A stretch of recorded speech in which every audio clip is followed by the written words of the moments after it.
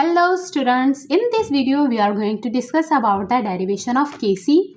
Last video में मैंने आपको बताया था Kc किसे कहते हैं। Kc कहते हैं केमिकल इक्विलिब्रियम कांस्टेंट को, जो कि हमें ये बताता है कि हमारा जो रिवर्स रिएक्शन है वो इक्विलिब्रियम स्टेट में है या नहीं है, फॉरवर्ड मूव कर रहा है या बैकवर्ड मूव कर रहा है।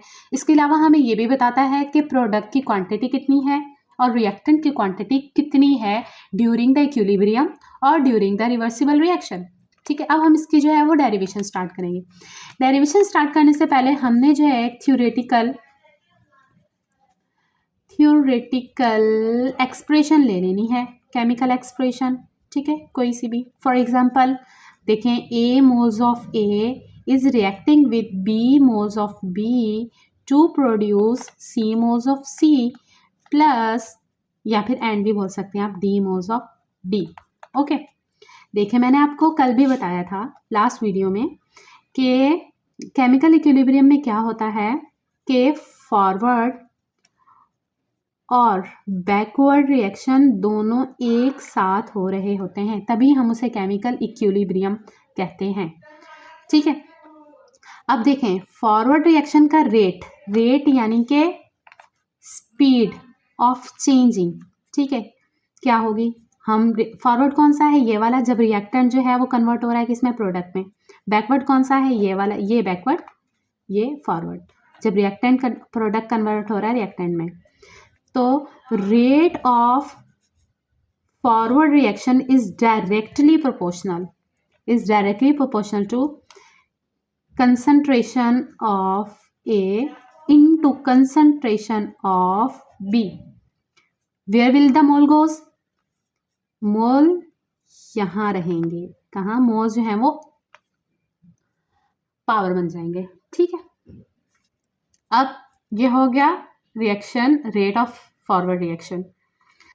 अभी देखें, हमें पता है प्रोपोर्शनैलिटी को इक्वालिटी के साथ रिमूव करके हम कांस्टेंट इस्तेमाल करते हैं। अब फॉरवर्ड का है तो हम KF यूज़ कर लेंगे।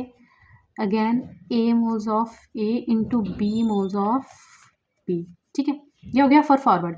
अब बैकवर्ड के लिए देख लें, rate of backward reaction is directly proportional to concentration of C moles of C into concentration of D moles of D।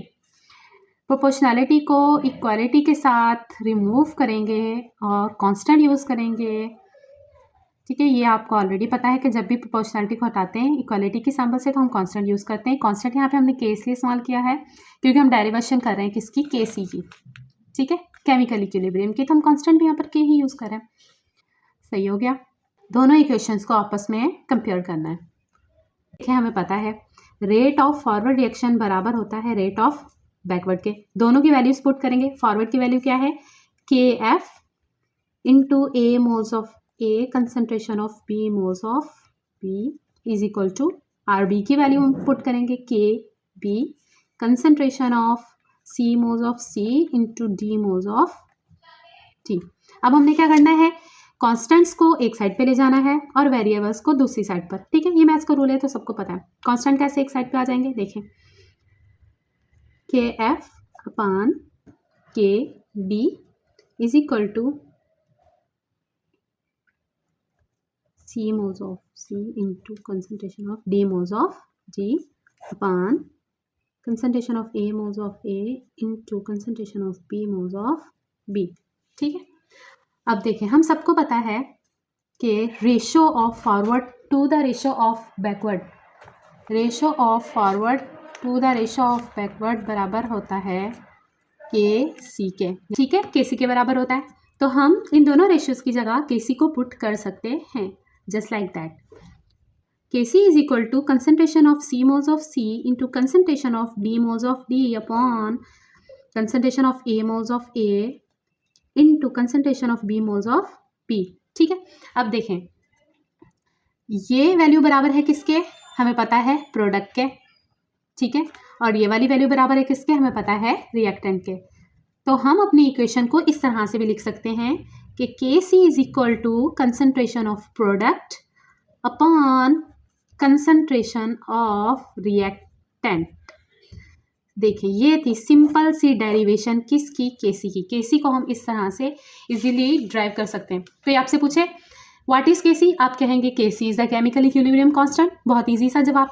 But अगर आपसे कोई पूछे केसी इक्वल्स टू व्हाट, तो आप कहेंगे KC equals to concentration of product upon concentration of reactant. देखें concentration बोलना बहुत लाजमी है, क्योंकि हम यहाँ पर कोई मोल और इस तरह की चीज़ों की बात नहीं कर रहे, हम ग्राम मास की बात नहीं कर रहे, यहाँ हम बात कर रहे हैं किसकी, कंसंट्रेशन की। और कंसंट्रेशन को इन स्क्वायर ब्रैकेट से बाकायदा जाहिर किया जा रहा है। ठीक है, आई होप सो कि आप लोगों को ये डेरिवेशन आराम से इजीली समझ आ चुकी होगी। और अगर अभी भी कोई क्वेश्चन है तो आप मुझसे कमेंट बॉक्स में पूछ सकते हैं। ठीक है, थैंक यू।